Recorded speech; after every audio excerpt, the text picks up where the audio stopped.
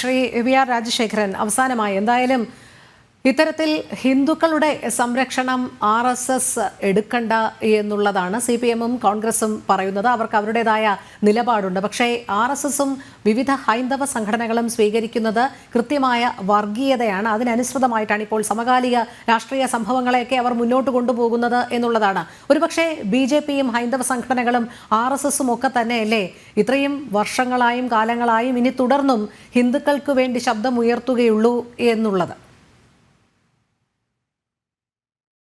ഞാൻ ഇതിനകത്ത് ഒരു കാര്യം ചോദിച്ചേ. അതായത് സനാതന ധർമ്മത്തിലാണ് കോൺഗ്രസിന്റെ പ്രതിനിധിക്കും അദ്ദേഹത്തിന്റെ പ്രസ്ഥാനത്തിനും വിശ്വാസമുള്ളത്.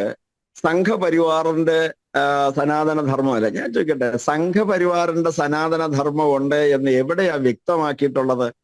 അദ്ദേഹം അങ്ങനെ ഒരു പ്രസ്താവന നടത്താൻ വേണ്ടി അദ്ദേഹത്തിനുള്ള അനുഭവം എന്താണ്? അദ്ദേഹത്തിന്റെ കയ്യിൽ എന്ത് രേഖകളുണ്ട്? എന്ത് രേഖയുടെ അടിസ്ഥാനത്തിലാണ് അദ്ദേഹം പറയുന്നത്? RSS-ഉം സംഘപരിവാർ പ്രസ്ഥാനങ്ങളും ഒക്കെ തന്നെ പറയുന്നതെന്ന് പറയുന്നത്. വിശ്വഹിന്ദു പരിഷത്ത് എന്ന സംഘടന രൂപീകൃതമായിട്ടുള്ളത് തന്നെ പരംപൂജനീയ ഗുരുജി, രാഷ്ട്രീയ സ്വയംസേവക സംഘത്തിന്റെ ദ്വിതീയ സർസംഘചാലകയായ പരംപൂജനീയ ഗുരുജി വിശ്വഹിന്ദു പരിഷത്തിന് രൂപം കൊടുക്കുമ്പോൾ അതിന്റെ മുഖ്യമായ ഉദ്ദേശ ലക്ഷ്യങ്ങളിൽ ഒന്ന് സനാതന ധർമ്മത്തിന്റെ സംരക്ഷണമാണ്.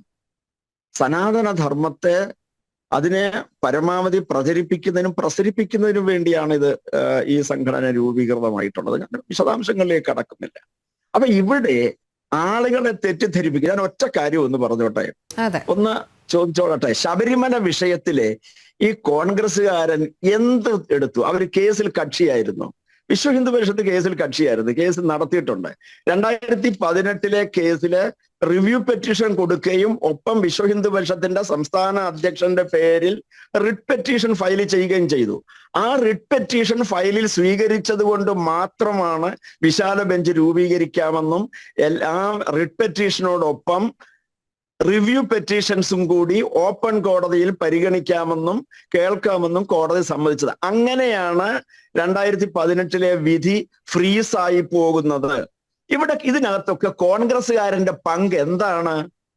ഒരിതും ചെയ്യാതെ വെറുതെ പത്രപ്രസ്താവനകൾ നടത്തിക്കൊണ്ട് ജനങ്ങളെ വഞ്ചിക്കുന്ന നിലപാടായിരുന്നു കോൺഗ്രസ്സുകാരൻ ചെയ്തിട്ടുള്ളത്. അല്ലാതെ കോൺഗ്രസ്സുകാരൻ ഒരിക്കലും ഇവർ രണ്ടു കൂട്ടരും ഇവിടെ എന്താ ചെയ്യുന്നതെന്ന് വെച്ചാൽ സംഘടിത മതവിഭാഗങ്ങളെ പ്രീണിപ്പിച്ചുകൊണ്ട് ഒരിക്കലും സംഘടിത ശക്തിയായി ഒരു അവകാശവാദവും ഉന്നയിക്കാതെ അവന്റെ ക്ഷേത്രങ്ങൾ പോലും ഇന്ന്